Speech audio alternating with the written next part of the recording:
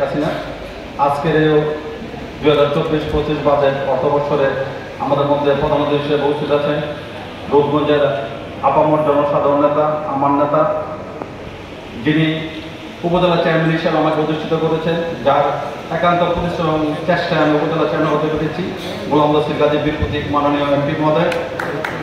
এবং এই উপজেলা চেয়ারম্যান হওয়ার পিছনে যিনি সবচেয়ে বড় ভূমিকা রেখেছেন তিনি হয়েছেন গাজী গোলাম রশিদ বীর প্রতীকের সুযোগ্য উত্তরসূরি গোলাম মর্তুজা পাপ্পা ভাই। আপনারা জানেন বাংলাদেশের অনেক উপজেলায় মন্ত্রী এমপির ছেলেরা উপজেলা চেয়ারম্যান হয়েছেন, কিন্তু গোলাম মর্তুজা পাপ্পা ভাই সেদিকে তোয়াক্কা না করে উনি নিজে পরিশ্রম করে আমাকে উপজেলা চেয়ারম্যান বানিয়েছেন। সেজন্য আবার আমি গাজী গোলাম রশিদ বীর প্রতীকের পরিবারের প্রতি কৃতজ্ঞতা প্রকাশ করছি।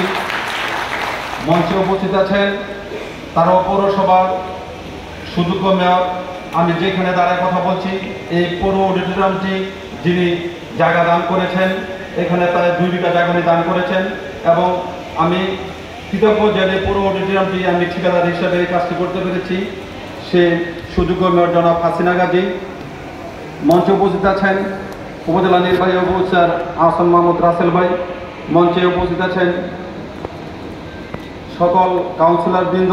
মঞ্চে উপস্থিত আছেন রূপগঞ্জ থানা যুবলীগের যুগ্ম সাধারণ সম্পাদক মাহবুব রহমান মেহের, রূপগঞ্জ থানা যুবলীগের সংগ্রামী সাধারণ সম্পাদক মুস্তাফিজুর রহমান শাহিন সহ যারা উপস্থিত আছেন এবং আমার সামনে উপস্থিত আছেন যারা বিগত কয়েকদিন আগে আমাকে বিপুল ভোটে জয়যুক্ত করে নির্বাচিত করেছেন, সবাইকে ধন্যবাদ জানিয়ে বক্তব্য আরম্ভ করছি।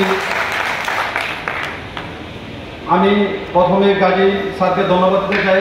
আপনারা জানেন আমাদের সামনের যে রাস্তাটি 8 লেনে প্রশস্ত হচ্ছে, কিন্তু এই রাস্তার মধ্যে এই রূপসীতে একটি ফ্লাইওভার, এই রাস্তার মধ্যে কোনো ফ্লাইওভার ছিল না।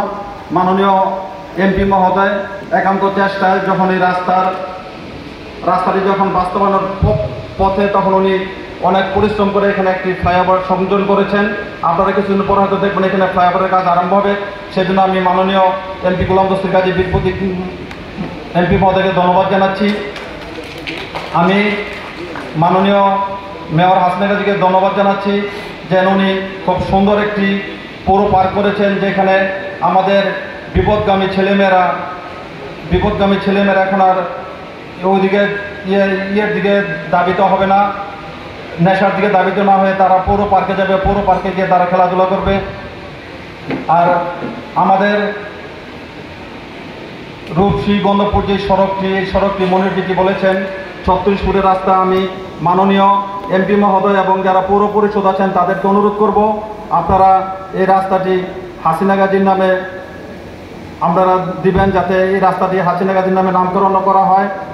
মাননীয় এমপি মহোদয় আমার সাথে বসে পরামর্শ করেছেন নপাড়া যে গাজী স্টেডিয়ামটি আছে, এই গাজী স্টেডিয়ামটি পুনর্বিন্যাস করার জন্য এখানে পৌরসভার সহায়তা নিয়ে উনি এখানে মাঠটি পুনর্বিন্যাস করবেন, যাতে নপাড়াবাসী তথা 7 নম্বর ওয়ার্ডের লোকজন খুব ভালোভাবে স্বচ্ছন্দে এখানে খেলাধুলা উপভোগ করতে পারেন।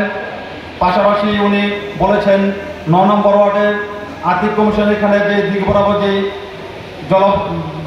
জলাশয়টি আছে, এই জলাশয়টি ভরাট করে এখানে কিছু স্কুলের জায়গা আছে, এই জায়গাগুলি ভরাট করে এখানে একটি সুন্দর খেলার মাঠ হবে, যাতে 9 নম্বর ওয়ার্ডবাসীর আর কোনো খেলার মাঠের সমস্যা না হয়।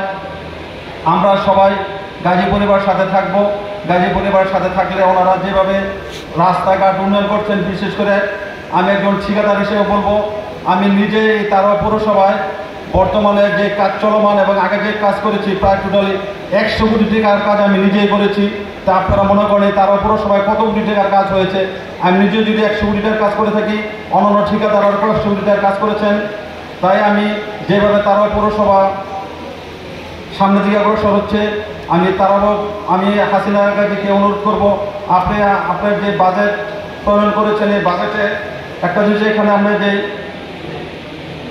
আপনার যে পাকা স্যানিটেশনের জন্য এখানে আপনি 2 লক্ষ টাকা বরাদ্দ রেখেছেন। আমি আপনাকে অনুরোধ করবো এখানে আর একটু বরাদ্দ আপনি বাড়িয়ে দিবেন, কারণ এই 2 লক্ষ টাকা অপ্রতুল, এখানে টাকা বাড়িয়ে দিলে হয়তো আরও সুন্দর হবে। আমি মাননীয় এমপি মহোদয় এবং হাসিনা গাজীর দীর্ঘায়ু কামনা করে আমার বক্তব্য শেষ করছি। জয় বাংলা, জয় বঙ্গবন্ধু, জয় হোক তারা পরবর্তী।